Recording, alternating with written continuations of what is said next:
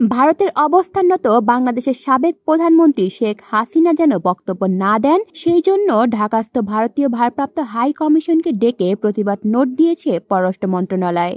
বৃহস্পতিবার সাংবাদিকদের সঙ্গে মত বিনিময়কালে এ তথ্য জানান অন্তর্বর্তী সরকারের পররাষ্ট্র উপদেষ্টা মোহাম্মদ তৌহিদ হোসেন বলেন, ভারতকে আমরা লিখিতভাবে অনুরোধ করেছি শেখ হাসিনাকে সংযম করার জন্য, যেন উনি এ ধরনের বক্তব্য আর না দেন যেটা বাংলাদেশের বিপক্ষে যাচ্ছে। আমরা এটার কোনো জবাব এখনো পাইনি। আমরা আজ আবার গত কয়েকদিনের কার্যকলাপের কারণে আরেকবার তাদের প্রতিবাদ নোট দিয়েছি। ভারপ্রাপ্ত রাষ্ট্রদূতকে ডেকে প্রতিবাদ নোটটি দিয়েছি এবং আমরা আবারও অনুরোধ করেছি যেন তাকে থামানো হয়, কারণ তার যে বক্তব্য প্রধানত মিথ্যা। তিনি যেসব কথা উল্লেখ করেছেন সেটা এক ধরনের অস্থিতিশীলতা উস্কে দিচ্ছে বাংলাদেশে। এর জন্য আমরা অনুরোধ করছি এই অনুশীলনটা বন্ধ করার জন্য। কলি শিকদার, বাংলা নিউজ নেটওয়ার্ক।